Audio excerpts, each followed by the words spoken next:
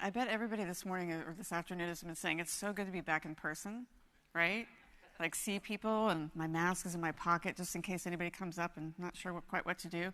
For those of you live streaming, you're obviously watching remotely, and it's not the same thing, but it's just so nice to see people like in real life again. Hey, friend, how are you? Yay! I love seeing people in automotive. Oh, it's so cool, so cool. All right, I think I can sum it up pretty easily. It's been quite a year and a half, right, or more.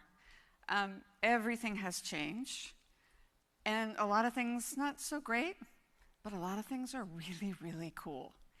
And one of the things that I'm most excited about, just because I happen to get into the industry, as some of you know my backstory, to work on alternative powertrain vehicles, to work on hybrids, to work on fuel cells, to work on EVs, is the crazy uptick in adoption that we've seen in electric vehicles in the last year or so.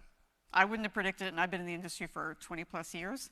I know a lot of folks in the room probably wouldn't have thought this a year ago, that we would see this type of adoption. So I think it's fantastic, and what a great backdrop with the LA Auto Show. It's just so cool to be back around cars again. So anyway, I know that's easy for me to say, but I'm going to take you through a little bit about what we did for ID4. You're going to hear me use the word different a lot. You're going to hear me use the word maybe change a lot, but that's a good thing, right? I think we still have a little ways to go. First off, though, 2 years ago today, and someone in the audience reminded me of this as I was walking outside momentarily, I talked about marketing, right, which is what we're all here for. And I talked about what's on my nightstand, which I do with my team at Volkswagen now all the time. I'm like, have you seen what I've added to my nightstand? Every week, probably, I'm kind of addicted. Some people like shoes. I like marketing books. Why I wanted to share this, not just because it's been a couple years and things have changed, but really marketing has evolved and is continuing to evolve. And one of the things that I tell my team is that, you know, if you think you're an expert today, wait another 30, 60, 90 days and things are going to change. That's why I love it. And that's why I love automotive marketing, because I think there's so much in the outside world, if you will, that I think is really inspiring for us right now, because we're trying to figure out how to change and how to do things differently. So everything from taking care of ourselves as marketers, which is what the whole marketer is about, making sure that you actually, you know, look at everything that you do differently and how you, it's almost like the care and feeding for marketers. What's important for us as a skill set, because coming into COVID and coming out of it, the types of things that we need to be really good at are very different. And consumers demand more, dealers are demanding more, right? Everyone wants something different right now. To more human-centered communication, when we've gone into my love area, which is not only EVs and other things around that, but also digital.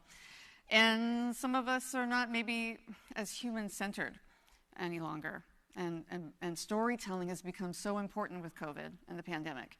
And consumers are wanting to reconnect with mobility, with transportation, with their cars. I loved in the beginning of COVID seeing people doing happy birthday parades and getting in their cars and doing road trips. And one of the words I don't think I ever would have thought I would have said when I was doing some panels early on during COVID was, you know, we're almost seeing this great renaissance that the mobility kind of equation, which we thought was going in one direction pre-COVID, you know, autonomous driving cars and the future of, you know, having a cell phone on wheels and all that cool tech, that's all true. But now you have people that look at their vehicle as personal transportation again, and they're looking forward to it. They can't wait to get that vehicle. I've had so many people reach out to me and say, you know, I'm thinking about buying a vehicle maybe for the first time in a really long time. And it's really exciting. And I think that might not have happened had we not had this past 18 months. So we have to figure out how to connect with consumers in some new and different ways. And digital is going to be there, for sure. But we have to be, I think, a little better at the stories that are going to resonate with people. Because it's all about them now, right? As we've sat in our bubbles for 18 months and, you know, Zoom meetings forever and connecting with people remotely and all that, people want that human connection, just like Patrick talked about. Right? They want to be able to high-five people or wave to them or WTF and whatnot with people. Maybe not WTF exactly, but I love that one. I'll keep using it, Patrick. And then the next book I've got is Sway, which if you haven't read this yet, I highly recommend it. Marketing needs to do a better job of marketing. And I've found that as our budgets have been cut back, as we are really under a ton of pressure in terms of profitability for the customers and the shareholders that we serve. And we have to do a better job, I think, of trying to really tell people what we're here for. And I think we can use this moment in time to really re-energize automotive marketing in particular as we look at how do we attract talent in the future. And so that's really what that book is about, which I love. How do we tell stories to be more impactful? I realized as I was putting together my slides for this, like, oh, I haven't built like a animation in a deck for a while because we've all been kind of flat in the way we've communicated through Zoom and Teams, et cetera. So that's a good reminder. The influence that people have on each other has changed so dramatically. Your circle of people that you look to for influence is different. And we've looked at this book in particular, the Influencer Code, around how do we reach out to people when we talk about EV. Unleash Your Primal Brain is one that, and by the way, I'm not making any money off of any of these books. This is not, KG's playlist, so to speak. But because I have probably about 30 or 40 right now, which my daughter's like, are you ever going to get through those books? But I at least get through the first few chapters. Unleash Your Primal Brain I love because it is not about all the numbers and the facts and the figures, that we are still creatures of emotion, and we make decisions based on emotions, right? And facts and figures are there, but it's really about going to the core and the root of your brainstem, so to speak, and how your brain functions, which is much more emotional than we like to believe or maybe give ourselves credit for. Which also resonates, I think, nicely with consumers right now in terms of how do you make them feel excited about what you have to offer, and how do you make them wait, maybe for months next year for that new car. We got to be more agile. We have to pivot. I was asked so many times in the last year and a half, what's different, what's changed, how are you coping, what are you doing, right, with your teams? And I have talked to them about agile a million times. We've got to be able to pivot to what's happening, and that's going to be our mantra, I think, going forward for a very long time. I don't see that changing. So we have to really think about what the next 30, 60, 90, 6 months, et cetera, is going to look like in a very, very different way. And then finally, one of my favorites early on in the pandemic when I came over to Volkswagen was this Ministry of Common Sense, which is all about how to bust through bureaucracy to get things done. And this is not unique to automotive, but to large organizations where things take time to make decisions and make things happen. Then you have COVID hit, and it's like, holy cow, here we go, right? We have to be able to move things a lot faster, to be able to be more agile and to pivot and tell stories and do the things that we need to do. So anyway, the nightstand. Next year, it'll be different. It's cool. And I will have gotten through all these books, which are awesome ones. Okay. So now on to ID4. I wish I had predicted what was going to happen this past year, because I would love to be able to go out 5 years ago and talk to college students and young people like I love to do about why do you want to be in automotive, right? Because so much is going on and it's really cool and all of that. But if I had predicted what would happen this past year with the adoption of EV and what's about to happen with all the different variants out there, all the different companies that are launching, Rivian, Henrik is obviously going to be speaking after this, and it's really cool to see what they're doing with Ocean and Fisker, and so many other makes are all coming out with EVs, that this is going to be mainstream at some point, which is crazy to think. We're at the precipice. I know it's really, really small still right now. But I have young people, and I'll talk about that at the very end, like young people, less than 10 years old, that I see in their ID4s, or their family has an ID4, and I see, they don't see a world without EV, and I think that's pretty cool, yeah. And the reality is that we're going to have a lot of different powertrains for a long, long time. But I think this is a refresh and a restart and a reimagination of what automotive can mean to so many people. And it's so, so important, because when I ask people, hey, who likes their cars? Yeah, okay, great. Especially in LA, we all love our cars. And then I ask young people, well, who wants to work in automotive? Oh, nope. Anybody? Oh, come on, guys, it's so cool. And they're like, yeah, I want to work in tech and financial services and travel and all these other things. Totally get that. but you don't know automotive like I do. And I think you're going to be really, really surprised. It is hard, it's challenging, it's fun, it's dynamic, it's constantly changing. And we need really cool, great new thinkers to the table to make things successful in a different way. So, all right, that's my spiel, my nightstand, talent pool for automotive, and why you should consider automotive. All right. So let's talk about ID4 and a new generation of buyers that we're looking at for EV. And it goes without saying that, one size does not fit all, that there are a lot of different segments out there. And this is adapting and evolving as we go. But when we first sat back and looked at the entire market and said, who are we going to be targeting, it wasn't just those EV adopters. When our whole premise for this vehicle was we want to bring that Volkswagen-ness to EV, which is approachability, that Volkswagen smile, make it accessible, make it easy. And so we wanted to appeal to a wide range of folks. Definitely the established, so those people that have already had an EV, super important, super critical. Those that are primed, they're open-minded to EV, we just haven't maybe had something that was relevant. That's totally fair. And then open, people that are broadly speaking open and that are going to be looking at EV probably for the next 6, 12, 18 months, 2 years, that will just take time to nurture over time and that they're not going to be ready to buy right away. So I say that because that really helped us to understand what our launch approach had to be, right? And for those of you who were here 2 years ago with me, I talked about, why do we keep talking about the funnel? Nobody wants to be put inside of a funnel. They'd all like a really nice, cool customer journey. And so why don't we take the customer journey planning and that mindset and actually plan a whole launch campaign in that vein, right? And we all know there's touch points that are important, so let's stop talking about channels first, let's talk about journey first. And I use that as a brief with all of our partners, with our agencies, internally. So when we talk about planning things from A to B to C, et cetera, I want to see that against a journey around one person in time and how do we help them. Learn about what we're talking about, why they should consider EV, what does it look like, how do they see themselves behind the wheel of an EV, and ultimately, what does it mean for them? So that led us to cues that came from outside of auto. Not so much like, we have a great product and we want you to buy it right now, but that idea of building that interest over time. And what are some of those cues we can learn from outside? Advocacy becomes more important than GRPs, right? It's not about the masses necessarily. It's about an audience of maybe one at one point in time. And who is going to be important to you to listen to, and how do we influence that?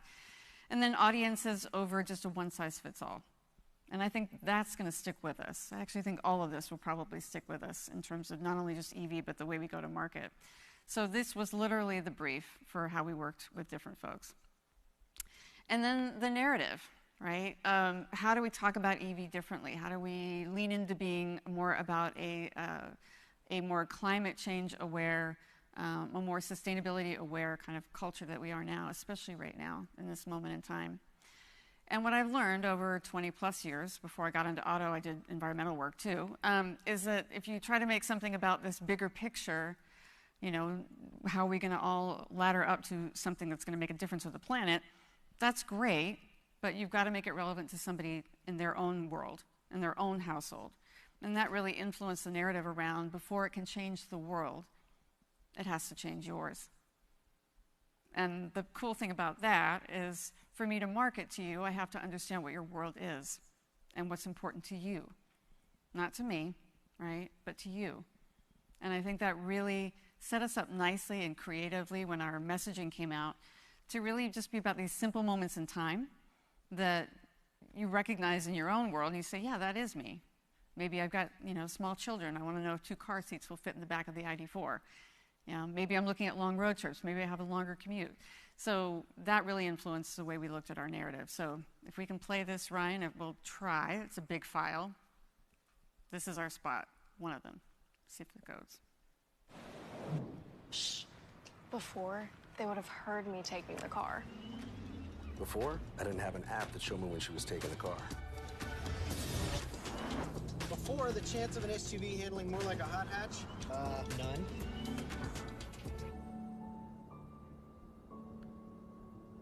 You won't know what world before electric. Before it can change the world, it has to change yours. The all-electric Volkswagen ID4. I love that. It's like, he won't know world before EV. Why are we whispering? It's a TV spot. Anyway, that was a series of different creative pieces that we did for that launch to support the idea of before it can change the world, it has to change yours. It turned out to be, I think, a really cool moment for us to look at how we orchestrate with partners. Again, not only just looking at it from a journey perspective, but how do we show up differently to really engage with people. So working with influencers in a different way, looking at first-to-market activations so that we could meet people where they are in an environment where they're comfortable with. And we immersed ourselves with some of these partners in what does it look like for a Pinterest user versus what does it look like for somebody that's watching NBCU versus somebody that's on Amazon versus somebody that's consuming New York Times. How do we take what we are trying to share and trying to talk about, but we make sure it's coming from that perspective first, from where you are, not from where we are.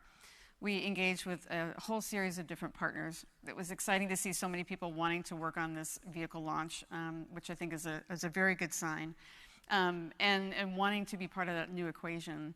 And then, of course, you need broader, channels. You need broader messaging to reach a broader audience, and we did that. But we showed up there differently too, which is pretty darn cool. And I'm going to show you that in a minute.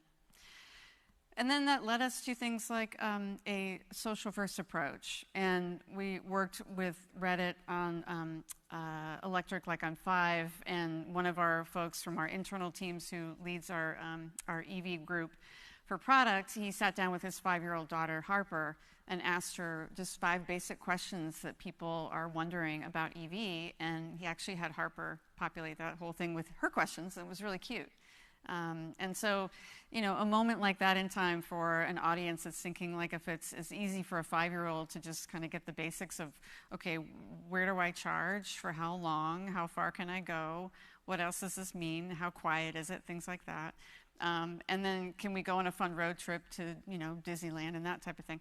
It's coming from a 5-year-old's thoughts and what's important to her in this case. So making it very personal, making it very social first.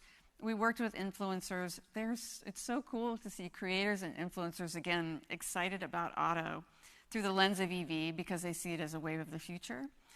So from a creative canvas perspective, it provided so many cool opportunities for influencers to come along, and I don't want to call them influencers, I would call them creators that looked everywhere across the board, from things like lifestyles in California, surfing, vegan lifestyle for food and health. And again, it's like, how does the ID4, how does an EV like this fit into your world, and then what type of content do you want to create?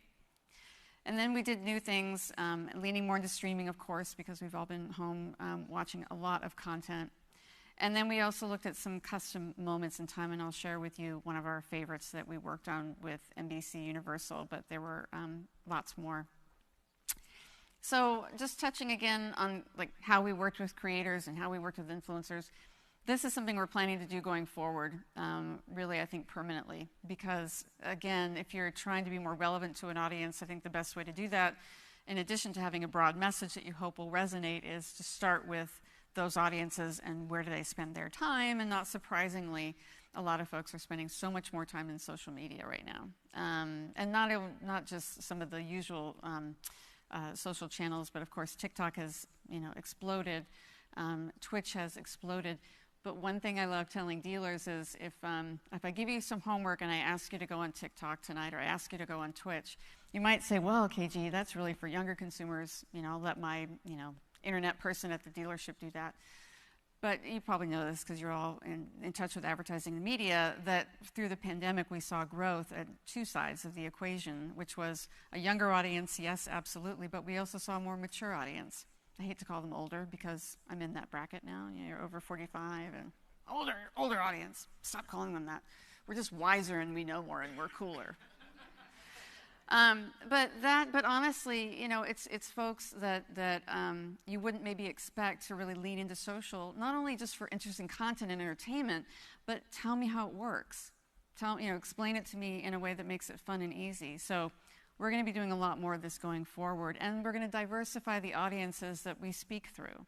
which I think is also really important. I think, you know, an auto enthusiast looks different today and will look different tomorrow. And partnering with Girls Guide, partnering with a whole host of different folks, you know, Clean Tech and Electric and Torque and Golden State and TikTok, like I said, and Pinterest. Lots more of these are out there. And so I wanted to stop and really make sure I covered all that, because I think this is a really great way for us to be at a reasonably low cost, a way for us to really be more about the audiences that we want to reach, and do it in a way that's as simple as, here's the brief about our brand and what we're trying to communicate, but I want you to come back with what your ideas are and what you would say, because you know your audience better than anybody. And I think that came through, like, amazingly through an ID4 piece that we did with Kurt Snyder in a partnership with Nico. So we'll play a little bit of it in this video that's about to come up. It went so well. So the brief was, Kurt creates music out of random objects. He has followers all over the world. He has a huge following in Asia. And he creates music every day using things around his house, his garage, etc. when he travels. So create music using the ID4. And create something that feels like it would be fun and interesting for your audience. Because you may not think of an EV as a musical instrument, but I think maybe it could be. So literally that was the brief. And then... Hello, ID. Open the sunroof. Can see it? All electric. The new ID4. We made this beat thanks to Volkswagen. All electric. Sadly, we couldn't find a rhyme for the word Volkswagen. All electric. Ah, I love that. I love that. You know, I'm totally biased, but I love that. If you play it a few times, you cannot get it out of your head. It's a good earworm. It's a good one to have. So love, love, love, love, love. And it is hard to rhyme with Volkswagen. So anyway, we ended up then saying, well, why don't we take this and actually put it into live video? So we ended up playing it in the NBA playoffs, just as a TikTok video. We didn't transpose it and do horizontal.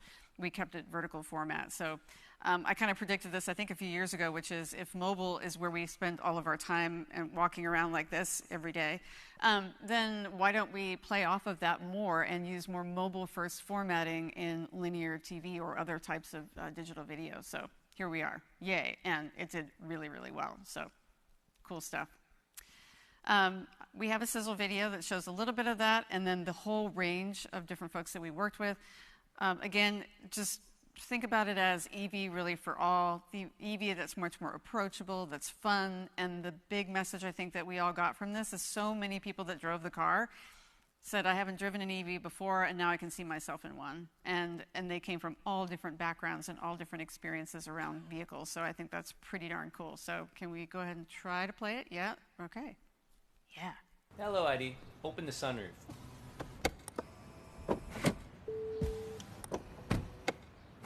All electric. The new ID4.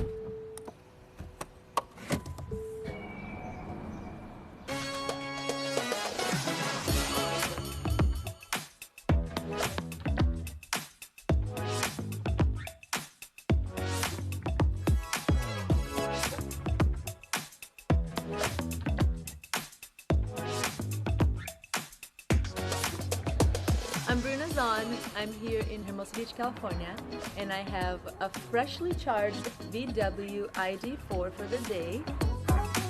Driving is a giant part of my day-to-day life, and to be able to choose a car that is electric, that's huge for me. Folks, this is the VW ID4. The Volkswagen ID4 is such an exciting vehicle because not only is it zero direct emissions, but it also has the tech, it has the pep, it has the storage. I went to Los Angeles to test out the ID4, and it was awesome, guys. I would definitely purchase this car. In fact, I'm thinking about it. And I just love the fact that it feels like an escape while you're driving. Who doesn't want that? My name is Kelly Stumpy, and I'm the car mom. I review cars for moms and for families. it's so easy to charge. I can charge it at work, I can charge it at my house. The range is awesome. It's a blast to drive, and my kids fit great. So from that perspective, I'm really a huge fan of it. I love this car.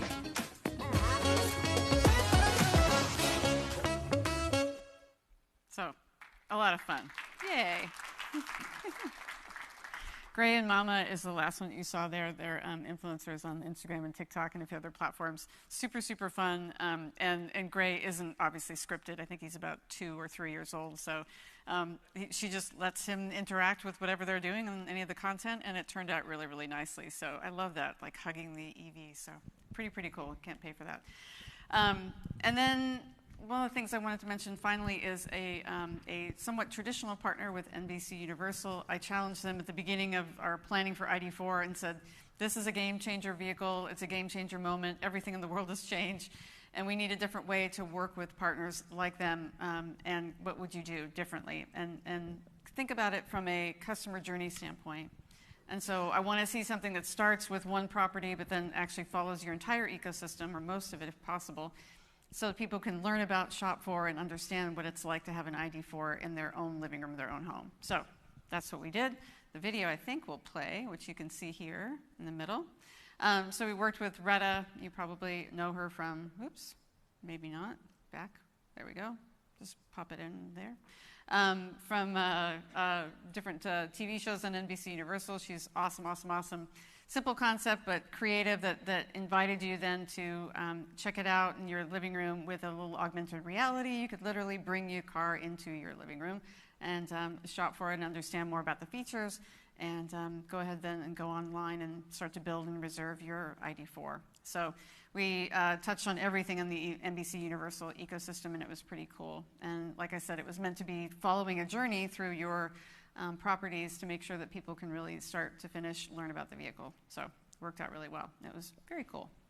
And then lastly, what are people saying about it? When I mentioned in the beginning about different audiences, different moments in time, and what are people saying? I love seeing what owners actually say about their cars. And a few of the quotes that I just wanted to end on. So now every time I get into a non-EV, it just feels wrong. This one is from a family. He is such an enthusiast of his new ID4 that his family has. He won't leave the house without his ID4 hat. I think he's about 8 years old. He created a little video for us about how he's so excited that his parents are driving an electric vehicle, and he thinks that's pretty cool. So awesome stuff. Great introduction to EV. Hands down my favorite car we've ever purchased, even over my beloved Miata. So I think that's neat, because those of us who are loving Miatas, I mean, that's a pretty good statement to make, that somebody actually is that enthusiastic about their EV. So I think that's a really cool thing. So lots of good stuff. I hope this is just the start of so much more to come, with EV being a catalyst for change, really, for our whole industry. And next year, I will bring new books if I'm invited back. And if maybe I'll just have a little KG nightstand, you know, this is what's going on slide.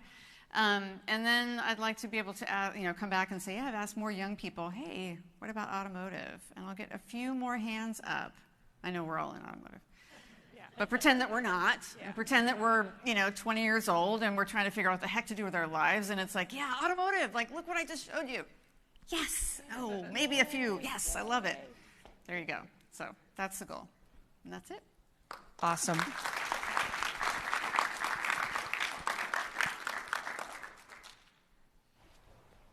Any questions for KG? Or are we just going to kind of sit here and think how cool that was? Because automotive, we're all automotive, right? Here we go. Hey, thanks for that. It was great. Obviously a lot of talk about electric vehicles and, all these exciting launches. I mean, the ID4. I mean, I drive a Tiguan right now, so like the ID4 is probably, if I'm going to get an EV at some point, that's the one that I think I want. But from a marketer's perspective, how do you see sort of like time spent over the next few years marketing EVs compared to ICE vehicles? And I mean, I guess from my perspective, it feels like I'm seeing a lot of EV on TV, and I'm seeing a lot of these branding campaigns, but I'm curious to see sort of from your perspective how that's changing. Yeah, I mean, that's a great question. I think that even though it will represent a fairly small part of our mix in terms of sales, going forward in the next at least year or two, especially with supply challenges that we're all having. That we're using it really as a moment in time, as a halo for the whole brand, and we actually saw that in a lot of the data since the launch of the car. It's driving more interest in our SUVs across the board. It's driving a lot more positive sentiment about the brand, and it's just driving a lot more engagement with a more diverse audience, which is a good thing for us. And we're also starting to see that it's a nice pair with our new Taos that we just launched. And it's got a lot of similarities, I think, to just the brand message that we have overall, and being more approachable, more friendly, and that kind of thing that I think will resonate really well. So we're going to use it as a halo.